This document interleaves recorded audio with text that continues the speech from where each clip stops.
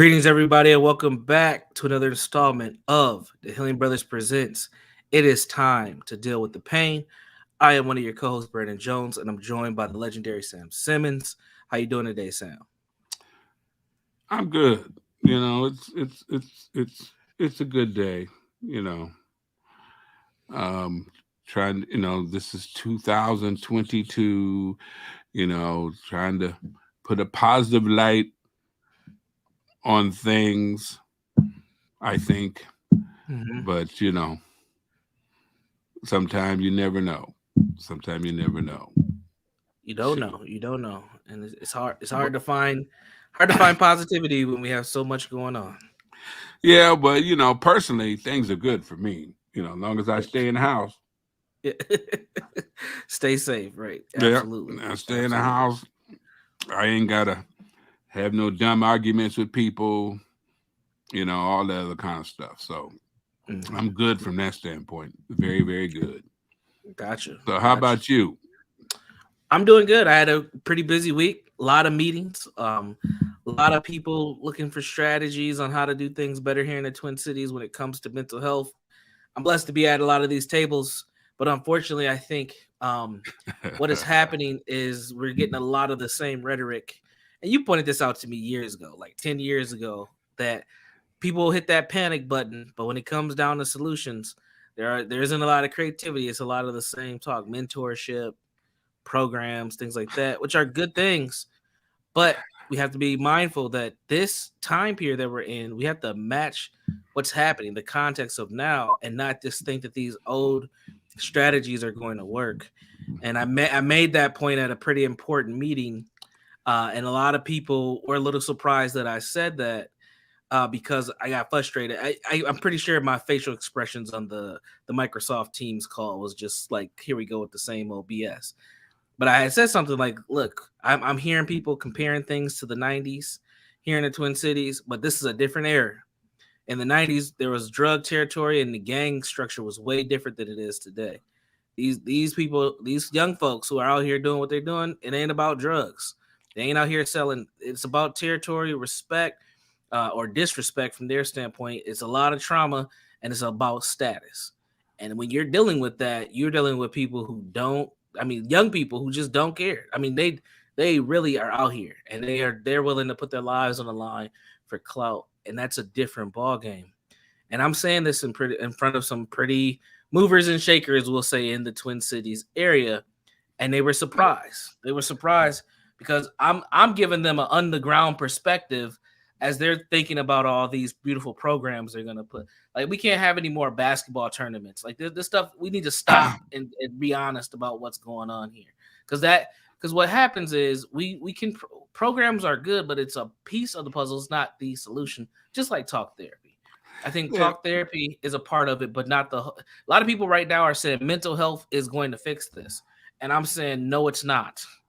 It's going to help some folks, but we got to be honest. When we're talking about mostly black males, they don't want to go to therapy. Therapy is it's like cussing them out, saying you're going to take them to therapy. You have to have a different therapeutic approach, and we have to be real about that. Go ahead. no, you're on point. You're on point. And this whole thing about programs and mentorship. It that's usually the response, especially when we're talking about black males, right? You Right.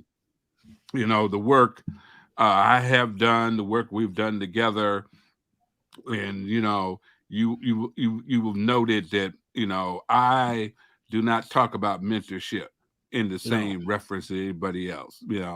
It's like money to do the programs I do, and not I'm not asking nobody for no money.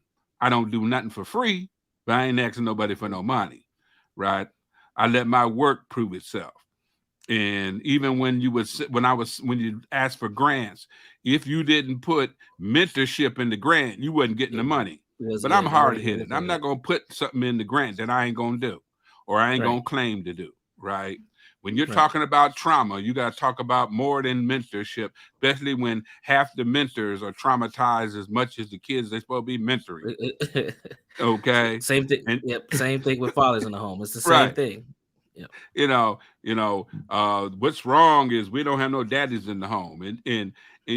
What was interesting, somebody brought this up to me, because I say a whole lot of stuff. And lately, a lot of that stuff comes back, right? Mr. Simmons, I remember when you said so and so and so, right? Yeah. And it helped me a lot. And I think was it a mother or maybe, or somebody said, I remember you said a child does a whole lot better for at least if they at least have one healthy parent versus Right. two traumatized parents. Right. And she said, ever since I heard that, my whole goal is to be a healthy parent. And it has helped my family, right? Be honest with my children, and we'll get into some of this, that vulnerability we're going to talk about later on, being vulnerable with their own children. You know what I'm saying? And them old ideals about community and family, they got shot to hell about 40 years ago, right? And some of them were on the downswing already, right? But you're right. And then we're gonna talk about programs and I ain't got no problem with programs because I run programs, right? But you got to run programs in a way that's going to improve people in a way that when they're not with you, they're thinking different. You can't run programs where they come to the program, they get their little stipend, and that's the only reason they'll show up. And then if they don't show up, and they come back with a little sad story. All of us got a sad ass story. Yeah. Right. Okay. Right. Yeah. But the thing is, I got a regular group. I think how many guys I've seen this in my group on Wednesday, because it's 2 parts. I have one in the afternoon and one in the evening. And I think we had about 17 guys, which, folks are saying like 17 guys on Zoom. Yeah, 17 guys on Zoom. And I asked them, because we was talking about masculinity, toxic masculinity, which was a term they knew nothing about. And I had to explain to them, this is one of them terms you need to know something about, because this is what you're being judged by. Yeah, exactly. Yep. And they got and they've been in a group for a while, and because I got one of them open groups, so different levels, and they was talking about having groups like this. Everybody should. I looked at them. I said, look, if probation didn't make you come to my group or told you had to come to my group, would you come to this group on your own? They all started laughing. No. I said, so we got to do something about that.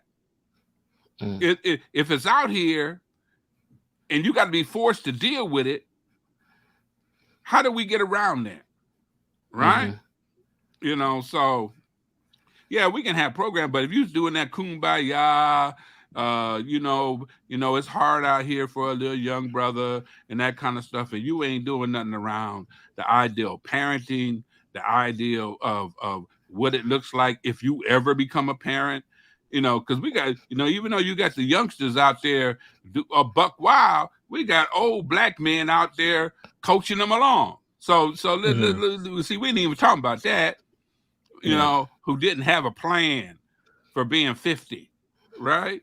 I was having a conversation with one of my partners the other day. He was talking about one of his partners, and he said, why don't you talk about that more on your show? About the 50-year-old black men, the ones who got stuck in time, who never planned for a future, right? And we'll do that probably maybe next week or something. But I'm glad you brought that up. And so they were. So did they say anything? What was their response when you brought that up in the little meeting? I can imagine what meeting it was, by the way. But what did they say? It's the thing that happened, and I know this happens for you too when you're on panels. How you say a thing or two and then you just swing all the energy, and then people start saying, just like Sam said, just like Sam said. So that's what happened. It was like Brandon said, just like what Brandon was saying. So I really, what was said was just a bunch of validation to what I had already said. But see, this is the thing. I'm not afraid to be the person to say what everybody's probably thinking, because everybody, I mean, people just give these talking points to not seem racist or like you hate your folks or you're a coon or whatever. And we ain't telling the truth, man. And I'm at a point in time where there's too many kids out here who are both victims and perpetrating what's going on out here. And if we're not going to be honest, and we're supposed to be, influential people in the city, then what are we doing? I mean, we're causing more harm to folks. And that's what I see. And things are getting worse. Nothing's gotten better. All the money that's been pumped through the community through organizations and all the strategies, things have gotten worse. And the only people who are saying that it's gotten worse are the police. And they can't say anything because they're being targeted right now. Right. But like they got the statistics, they got the experience, they got everything you need to say, yo, this is bad. Hello. And what is the response? We need to hold them accountable. And I think that is like, if we're not going to work collaboratively together, what is going to happen in the community? Because right now we're on pace to beat all the records of everything that bad happened last year, this year: home invasions, carjackings, shootings, and murders from guns and domestics. All those numbers, we're not even, I mean, the month's going to be over in 2 days. All those numbers are beyond where they were last year at this time. So people are calling this a pandemic response. I don't think I think it's multiple things happening at once. You cannot blame, C-19 COVID on this. You can't blame COVID on this. Well, it's the time. Where it comes in at, it just took the scab off of the problem. Right. It removed the rug. Right. Everything you swept under, can't ignore it. And when you got so many things not going right. Right. And then they all get attacked at once. And then you start having these responses, these where you're just reactionary responses to what's going on, because you had the situation with George Floyd. You had a response to that. All of a sudden, people's eyes opened that, people weren't treating particularly black men or black people fair in terms of, the police responses and those kind of things. And we got to do that. And then, so we have to, we do a knee-jerk response to that at the same time. And none of it is balanced. None of it. Right. It's never been balanced. That's the problem. No. Right? It hasn't been balanced for various reasons, for various biases and that kind of stuff. You got people in multiple areas who weren't being accountable to the larger group. Accountable maybe individually, but not to the larger group. And we have parts of our community that has just given up because if you try to hold your own community, people in your own community accountable, then you would be called a sellout. So now I'm just going to find my way to deal with my own children and move into a nice safe space and act like and only deal with y'all at the club. Okay. If that, if I go, and because I can't tell you the truth, you just, and then when you got folks who, in there too busy trying to deny that they're racist and stuff, doing reactionary stuff and that's not they're not doing it in the best interest of the people. They're doing the best interest of their own comfort, right? Because this is a multi-layered kind of deal, and there's always have been, right? Yeah. And so what's going to happen is the people with a lot of voice who got the clout want to go back to the way it was. Lock up everything that's chocolate. And we know it ain't just black folks doing it, but the faces we see is black faces, and a lot of them. And I don't even want to get into, well, white folks do this too. I don't give a darn at this point. Okay? Yeah. Because that some of them young black faces don't care if you black too. Yeah, they sure don't. Okay? And so the thing is how do we get a balance on both accountability and emotional development, right? Yeah. We have to do both. And how do we work with the young ones coming up? We got a video that we're going to show about how young, when we talk about young ones. You want me to click this up? Yeah, we can show the clip. So this is out of Chicago. However, we've had similar situations happen locally here. This is taking place all across the nation in most of your urban cities, where you have young children, as young as this boy here, 11 years old, involved in the violence. Actually makes me very sad. The kids are, around this type of situations and not in school or doing what 11-year-olds usually do. Still traumatized, this woman asked not to be on camera as she reacts to the arrest of an 11-year-old boy who, along with at least 3 other males, are accused of carjacking her and her adult daughter at gunpoint. He didn't really say anything. He just was patting my daughter's pockets to see what else was in her pockets. A neighbor's doorbell security camera captured the bold daytime crime that happened in the driveway of the woman's house last November. The video shows the mother and daughter returning home in a red SUV as a dark-colored car driving down the street suddenly stops. Now I'm gonna pause it for a second. Now look at the car they rolled up in. That's a BMW. That's Right. a stolen car as well. Okay, so just focus. All right. At least 2 of the alleged carjackers then get out of the car. Their driver pulls into a nearby alley. The kid stopped and looked at me, and my daughter looked at me, and I said, "Oh God!" And within Oh God, 20 here they seconds, come. the kid walked up and pulled a gun out on us. Moments later, the 11-year-old can be seen coming up the driveway. He actually skipped like a child all the way up. Look at the time in the top left. It's 1:32 p.m.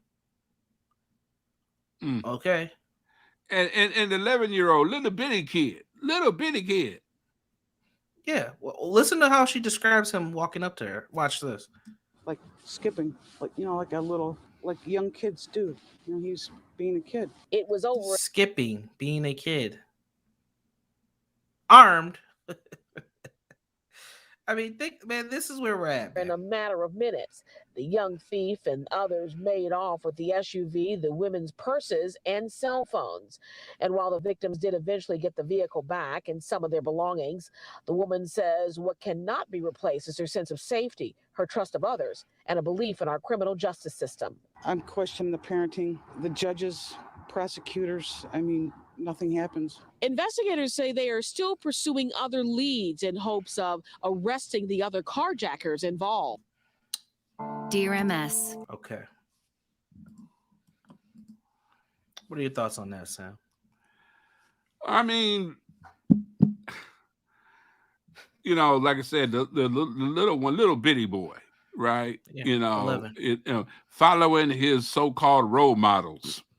Yeah, the 13 and 14-year-olds. Right. And like you said, they roll up in a stolen car and steal another car, right?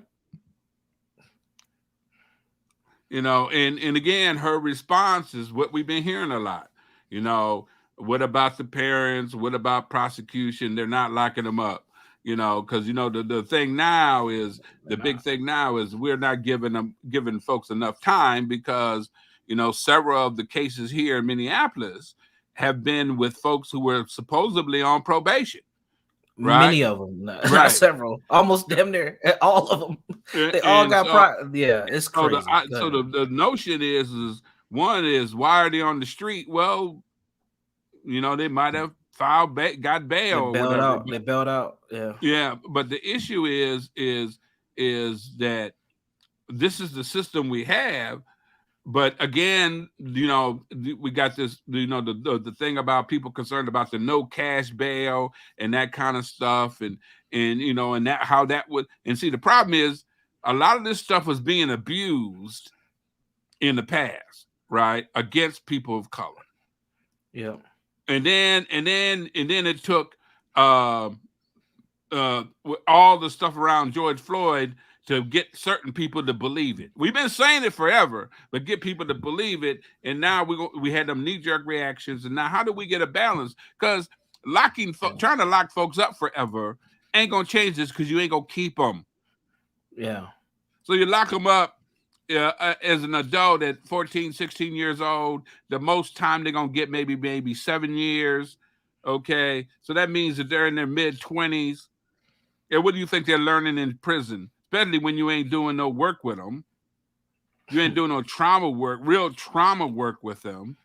And when they come out, we're not doing the kind of work we need for them to be productive citizens once they're out, because we continue the punishment.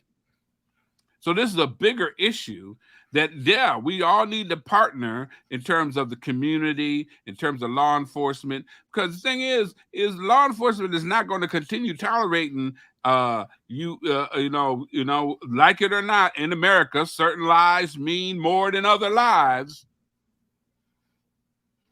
Let me say it one more time. In America, certain lives mean more than other lives. And you know, just recently in New York, where you had about 2 or 3 police officers killed over the weekend in New York, and then a couple other places, was it Texas or whatever? By young people, real young too. What, young police officers? No, young shooters. Yeah, young, and so, you know, all of a sudden, since, you know, police officers in New York got killed, now we want to talk about where the guns coming from. We've been, you know, it's like, yeah, really. And so we still have the issue around, does all lives matter? Right? Do all communities matter? But it's got to matter to everybody. This not somebody. Right. This not when it's only personal to you. It's just like here. We got all the outer suburbs. Now they all worried about crime and violence, you know, but long as it stayed in the city, they wasn't having this conversation. Right. So there definitely got to be a more of a, what we would call a trauma-informed approach, but we're talking about a culturally informed trauma-informed approach. Because trauma-informed approach without a cultural foundation that includes all people, and that's just words too. Right. Saying all the right words. Right. I don't know. It's tough, you know. I don't think that. I think what you said is important. That it has to be a multi-layered approach, and what I hear is that it's not.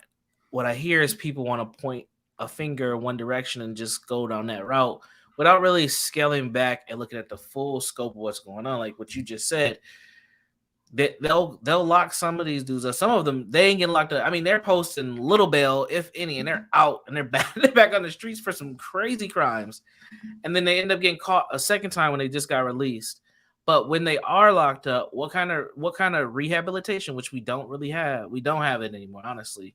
What are they learning? And if there's nothing there to develop these men when they're incarcerated, all they do is become better criminals. They just become better what got them in there. Because why? You have to look at the culture of prison, right?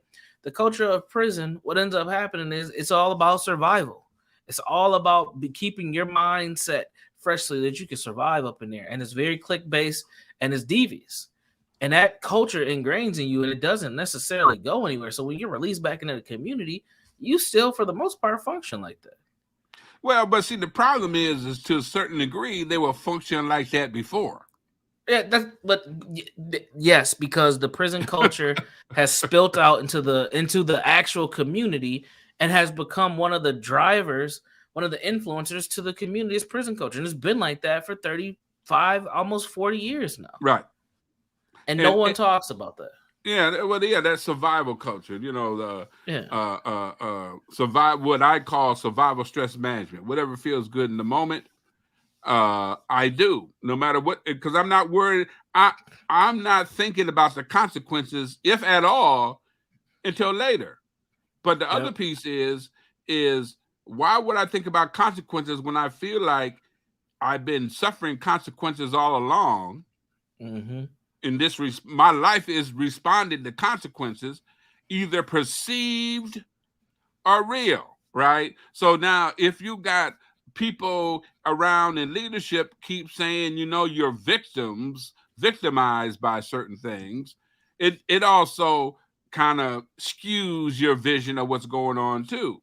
Or the only time you want to respond to things in your community, it is only when it's defined as a crisis. When do we start responding to things before it's a crisis? When it's obvious beforehand, right? Right. And we always want to talk about keeping our children safe, but how do you keep them safe from each other? Yeah. And Yep.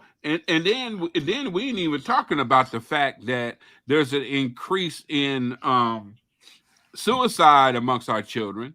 When we used to brag about, oh, no, black folks don't do suicide, we've been doing indirect suicide for years. Yeah, menticide. Homicide is indirect suicide if you participate in that kind of behavior. Right. What I mean by indirect suicide is when you're not that concerned about not dying. You're more concerned about being disrespected. So, wow. I don't know. Wow. Hey, see, it's your fault. It ain't my fault. I did not do that. It ain't my fault. It's again, it's about looking out the window and looking in the mirror and saying, what can I do? And for myself, I cannot lie to myself and act like this is a one-sided situation. This pain, this stuff that's going on, this trauma is not, it's not one thing. It ain't just white supremacy. Now, white supremacy might have started, but we have manifested it to this whole level where it's at today. We have to have a complete conversation about this. I feel like we're in a danger. I think that we're just in this danger zone where we might literally not be in existence in the next 30 years if this continues. We're having so much death. It's crazy, man. It's crazy. So this conversation dovetails into our topic for today, which is vulnerability. And when I see that 11-year-old boy and those young men hop out of that car and they roll up on that woman and her daughter just so casually in the middle of the daytime, and it looked like it was during a weekday. I mean, they should be in school, but that's a whole nother thing too. I think about the vulnerability. They don't know what those women had on them. They didn't care. And who's going to shoot a kid? That's the other thing. These dudes walking up on with guns. What's going to happen when one of these good Samaritans who's strapped ends up shooting one of our kids? What is the narrative going to be in our community? Because that is going to happen. Somebody's going to get the gun out quicker than one of these kids is, and they're going to end up laying out a 12 or 13-year-old black boy in one of these cities. And then what's going to happen? Are we going to start protesting? Because, again, we got to have a full conversation about this. Otherwise, we're going to end up looking like fools pretty soon because, unfortunately, if this keeps happening, somebody's going to draw up one of these kids, and I hope that it never happens. But given the likelihood of what's going on, people aren't going to take, like you said earlier, people ain't going to just keep taking this, man. We already, in Atlanta, the area of Buckhead is talking about seceding from the city of Atlanta. Here in the Twin Cities, the first ring suburbs of Minneapolis have come together, and they're not trying to succeed from Hennepin County, but they want their own police force. they want to deal with their own stuff because the crimes get that bad. Like, this is where people are literally, I mean, it's a lot of legalities and stuff like that. But the thought process that we need to protect our own community from black kids, from black people, that's where people are at. This is nuts. And guess what? There are black people in those communities that agree. Yeah. That's so we can't say it's white supremacy. This is people trying to maintain safety. Go ahead. Well, the thing is the issue around, I do believe there's, the white supremacy is the foundation of America, right? Yes, agreed. But when we're having this conversation, and we could also say that some of these things that we're seeing is the long-term results of white supremacy. We could say that, right? I agree with that too. So when I'm having these conversations, I don't even bring that up. I don't either. But it gets brought up a lot. Right. It's to give it, right? Yeah. It is what it is, right?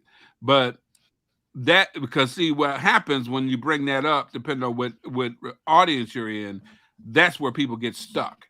Exactly. I need to talk about what's going on, the results of that, the negative results as affects community, individual communities, and the community as a whole. Because another reason I don't start there is depending on the audience, you start there, then again you get stuck in an argument: is it true or not? I believe it's true. Some other person might not believe it, who don't look like me or whatever. But one thing we all can see, we have a problem, right? And we have a problem with young people. Who are as emotionally misguided as they could possibly be, who need both accountability and compassion at the same time, which takes work. It's not easy. All or nothing is easy, right? Because all or nothing goes down to whatever I feel comfortable with. But when you're talking about needing both accountability and compassion, means it takes work. It means you need to challenge how you really see. If I see black kids as animals, I'm not trying to show them no compassion. Right. Or if I'm always scared of anything black, I'm not showing them no compassion. We'll prove that over history, in terms of how we lock lock a black person up and not lock up a white person for the same crime. We've seen that. Okay, but the issue is if we want to get a better handle on this for the long term, we really got to figure out how do we balance that. Right. We have the immediate problem. We got to deal with the immediate problem, but we cannot we always end up thinking about dealing with the immediate problem, which ends up making a larger problem when you don't think about the larger problem at the same time. Right. And one of the things we know that definitely guides America is white fear. And white fear is rumbling hard. Right. And when white fear happens, we don't come out on the good side of that shit. Okay. And see, my thing is now if we define this stuff on one group of folks, you get grandkids like mine who live in the suburbs catching hell because they happen to be black and male. Well, that's the price we got to pay. Oh, y'all don't like paying no prices, not for your little babies. Right. So if we don't want to, my fear is we don't go back to the way things was before George Floyd around the criminal justice system. Right. And I'm afraid that we're going to go back and then some. Right. Past go.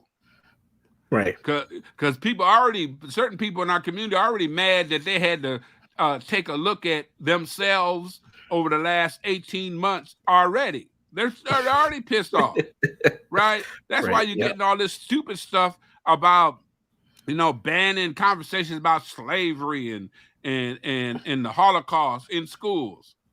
How dare you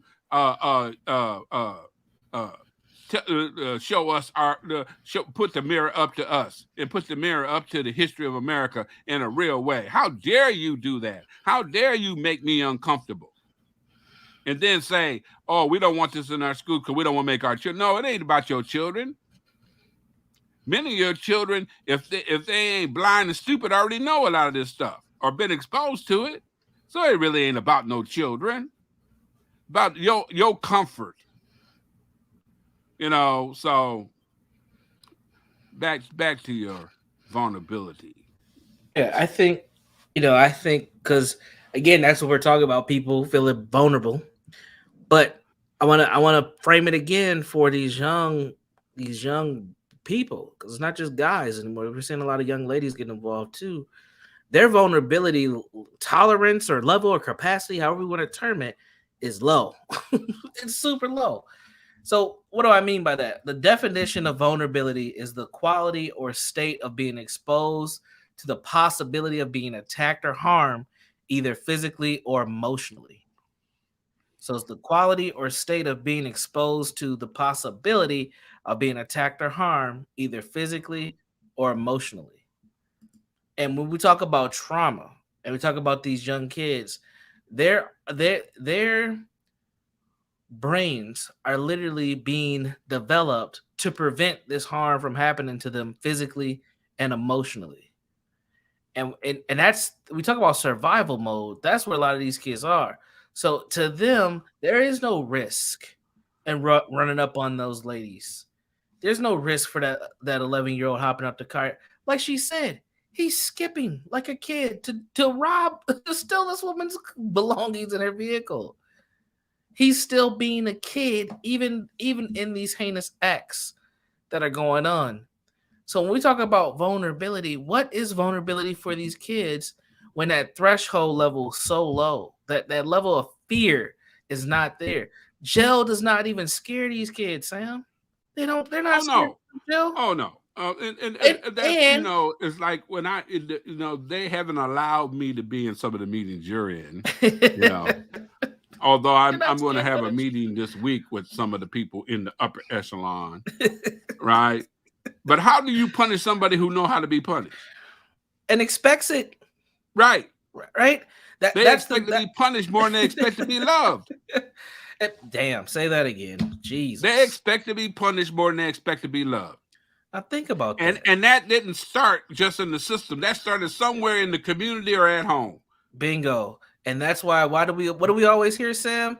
We need to go back to the good old days when I can get spanked from neighbor to neighbor till I got home and the daddy came home. Now see, now you're going too far. But that's where it comes from. You didn't grow up there that time. I did. I'm glad I didn't. Yeah, my mom has a lot of scars on her body from that time. Yeah, see, again, back to extremes. Yeah. Right? People do what they know how to do in the moment, right? Man. But if we ain't helping them learn better, then it's hard to do better. And I see it all the time in my groups. The more my guys understand what I'm talking about, the better they do. And they're less likely to reoffend. Right. Mindset shift. Right. It's like they shift from that poor me, the system. It's like, look, man, let's talk about, now that you understand what trauma is or what being vulnerable might be, let's look at your whole life. And where did you experience the most traumatic experiences? At my house, in my community, right? Mm-hmm. And then it don't help none when you get the largest society that says that views you as this animal. So we got all three levels, and I'm supposed to care. I'm supposed to care, and your whole response is, well, we need to lock them up longer. Okay, so I know how to be punished. I'm ready for that.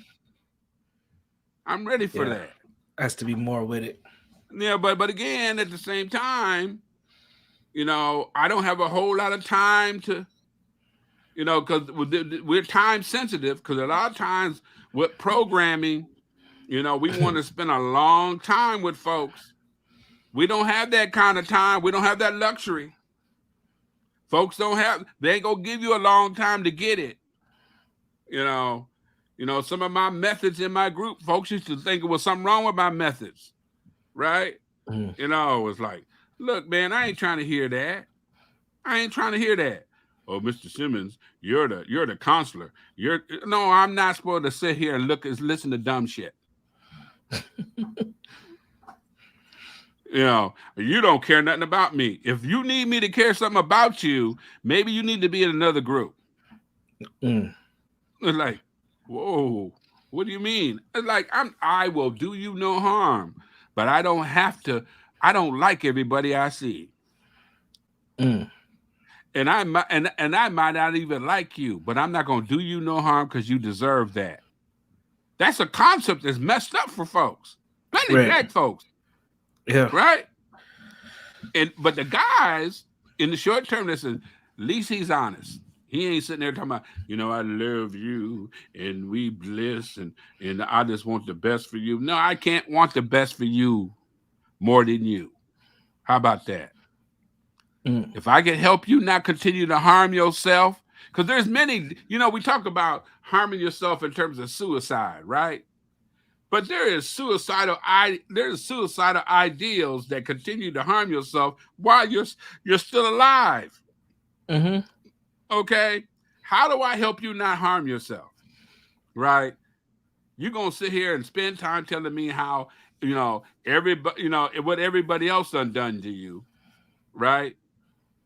And I'm not going to argue with you about the system is this, and you bring up the issue of white supremacy or whatever, and the system is not fair. And okay, fine, we agree with that. But why do you continually make it worse? We can do something about that. Mm-hmm. So you can at least break even, not lose all the time, right? And so you talked about mental health. And that's an up and down piece for me, right? But I do know that if you frame it initially around emotional health, how do I manage my emotions? Right? Mm-hmm. How do I manage my emotions? Why am I so emotionally upset about the way you talk to me? Right? What do I feel emotionally at this particular time? Why am I overreacting to something that just happened? Right. Or why do emotionally I think it's okay to take from somebody else? What's wrong with that? So logic, emotional, and you'll find that you sort through that stuff, then we can really get to the core of the mental health stuff. What's happening? Yep. Right. Because it's really a processing. Helping people is like rebooting a computer, right? You got all these damn glitches and in the computer, you got all this bad software, attacking a computer. The mind is kind of the same thing. How do we reprogram that in the shortest period of time? Because we got to be honest, we don't have a lot of time. Yeah, I keep saying. So I got to get your attention right away. And part of getting your attention right away is this is not your mama's or your daddy's program. This ain't that one. I'm not going to pay you to be here. Okay. If you are more than 5 or 10 minutes late, you can't get in the group. I don't give a damn what the excuse is, because this is called life. Right? This is called life. Now, we can have a conversation about it later. We can even have a conversation about what that crisis was, since every week you got a new goddamn crisis. Now, we need to talk about that. And why is your life a crisis every week? Right. Like, who are you trying to take care of when you can't take care of your damn self? Because most of the time, that's the crisis. You dealing with somebody else's shit. Now, see, I guess. But the other part of that, too, is the expectation that even though I'm in the wrong, you're still going to let me do what I want to do. Right. Which is be here.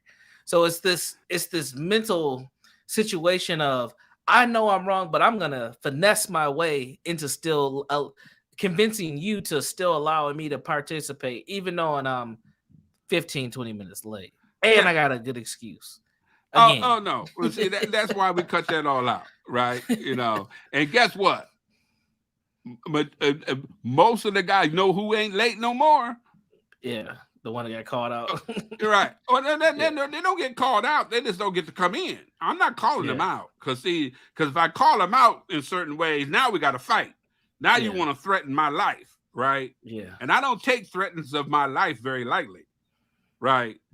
See, I'm scared of some of my clients. I ain't got no reservations about saying that.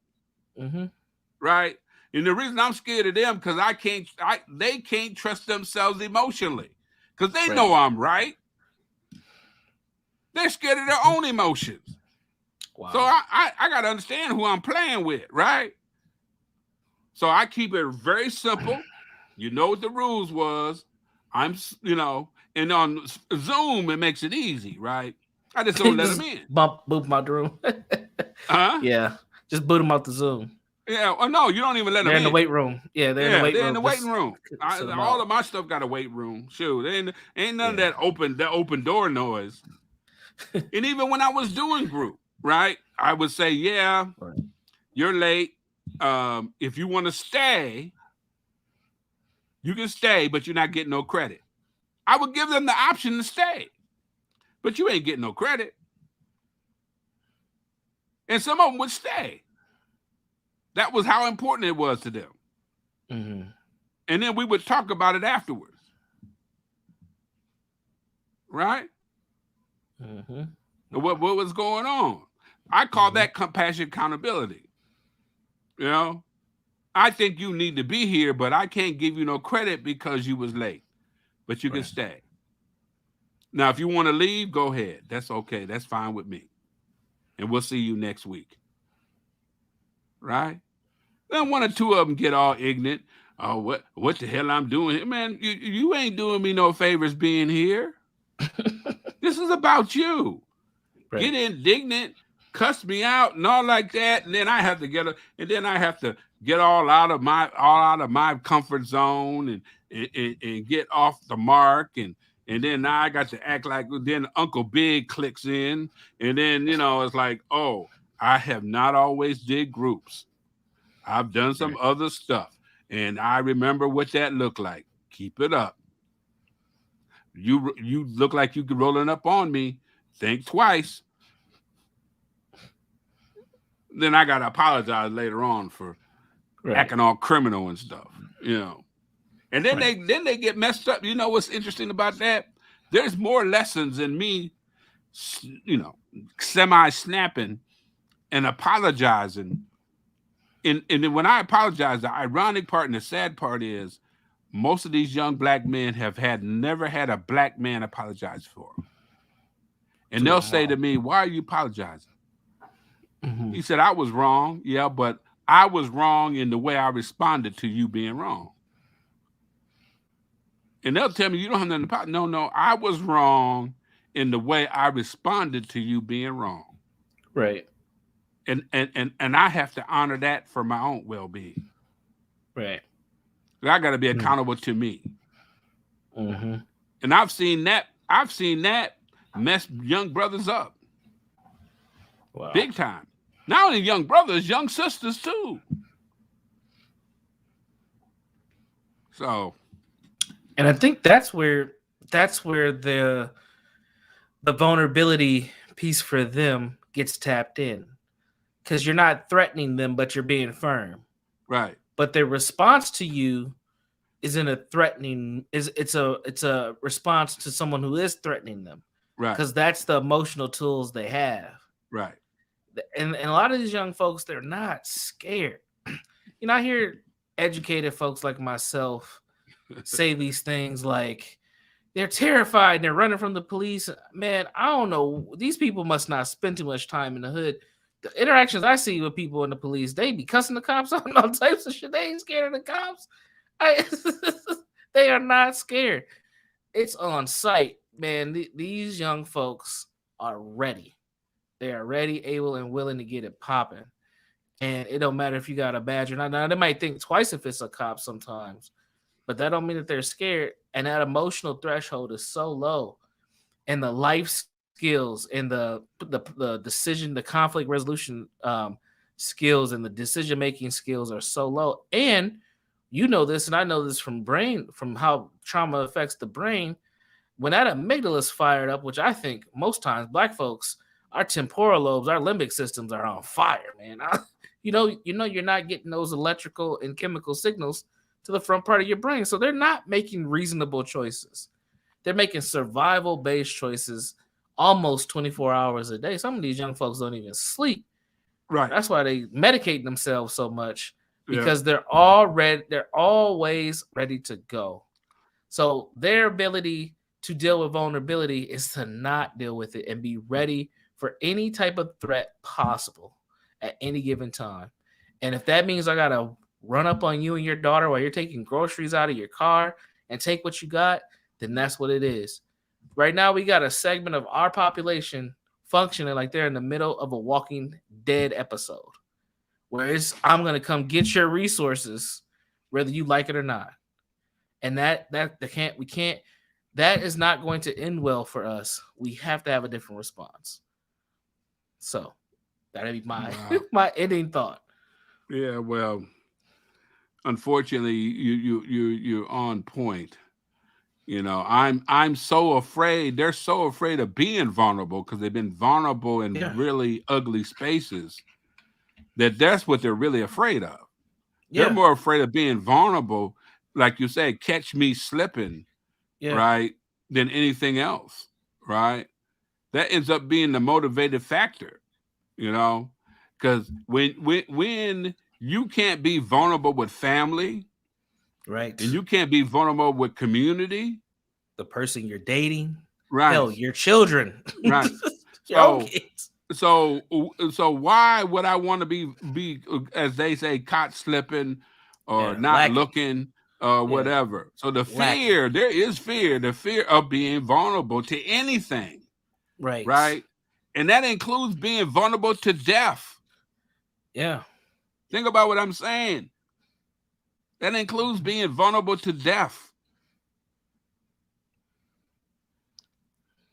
Done made peace with the fact, I'm gonna die and I'm gonna die early. It was like, ooh, right. And so then you make statements like, how you doing this week? Oh, I'm blessed. Why are you blessed? God let me wake up today. Anything else? Anything else? Oh no, that's all I got. That's all I got. I'm just happy to see another year around the sun. 16 years old. You ain't supposed to be having posts like that. You ain't supposed to be saying stuff like that. You 16. You're supposed to be around the sun at least another 50, 60, 70 years of your life. Yeah, well, that's a whole nother thing. What's the saying? Black don't crack, but my whole thing is black don't crack, but we make good looking corpses. Well, shit, man. When you're dying on the inside, making anything look pretty on the outside don't make no sense to me. Yeah, and that's where a lot of people are at, man. Yeah. Well, more power to you. Okay, you got anything else to say? The last thing that I would say is that the vulnerability. I don't want this to get lost amongst folks. Is we have to, if we're gonna be at these tables, having these conversations amongst community or family, we got to go deeper than just saying they need their daddies in their lives and they need mentors and they need better education and they need the police to get off their back. Like those talking points mean nothing anymore. We got to go deeper and have a better idea of why are they doing this?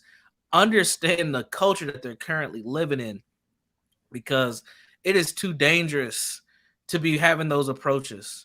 I've noticed this all across the country. A lot of people who are doing that community interrupter type of work, a lot of those people are dying. I don't know if you've been seeing this. A lot of those people are dying, and not from like health reasons, which is another issue with that.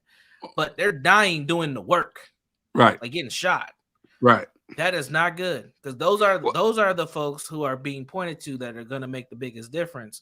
And they're becoming targets in the streets. And they get ready to put tons of money in those kind of processes too. You know that, right? Yeah, that's fine.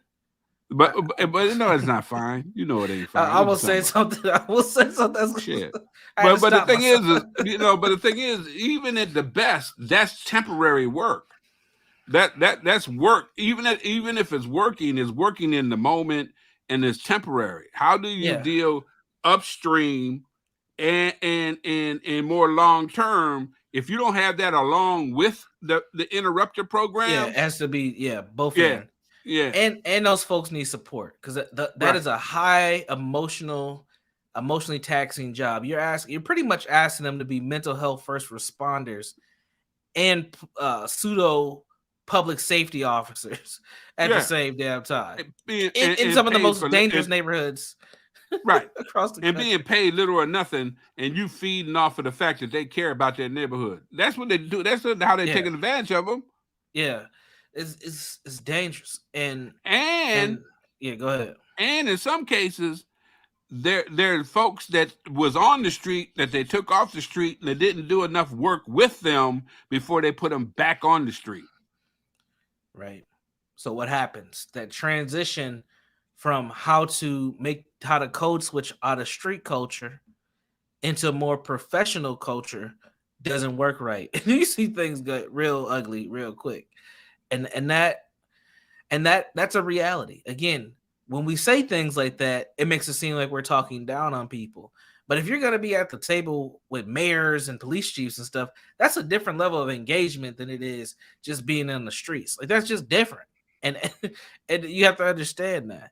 And it doesn't mean that it's better or worse. It just means that you have to prepare yourself to be in a different space, and there's nothing wrong with that. But there's a lot of work to be done. It is getting more and more dangerous by the day, unfortunately. And my hope is that we can get a lot more creative with the strategies that we're going to implement in order to curve what's happening. We are losing so many people. And, one thing we might want to talk about in one of our next episodes is how many Black women are becoming casualties in the community. And we're not talking, and I'm not talking about domestics. Right. I'm just talking about just victims of gun violence. Right. Like there's something called the Gun Memorial. I don't think people know about this. It's like one of the saddest websites ever. But what they do is they track shootings all across the country. So any shooting death, they have it represented on the Gun Memorial, and they do a good job at connecting news links and giving you the full picture of what happened. And you'll be amazed at how many children and women are on those, man. And then typically they'll figure out who did the shooting and they'll update those profiles. And a lot of times they're being shot by Black men. So when we talk about this being dangerous, I'm surprised a lot of Black women are not sounding the horn on this, because this is crazy. I mean, we're losing everybody. Well, that's because we done conditioned black women to be the keeper of Black men lives, almost at the cost of their own. And that's been going on for years. Yeah. So, yeah, we definitely need to have that conversation. Maybe we'll have that conversation and maybe we'll have a guest on at the same time. Because, we got some colleagues that could give us some more insight on that kind of thing as well. Oh, yeah. And again, we're not talking about the domestics. You have the domestics in there. It gets scary, man. Like we are losing it. We're losing it, man. It's really sad. It's really sad. Okay, any final thoughts from you, Sam? Any final thoughts? No, I'm good. All right. We'll see y'all next week. We'll see y'all next week, Sunday, 3 p.m. It's time to deal with the pain. Peace.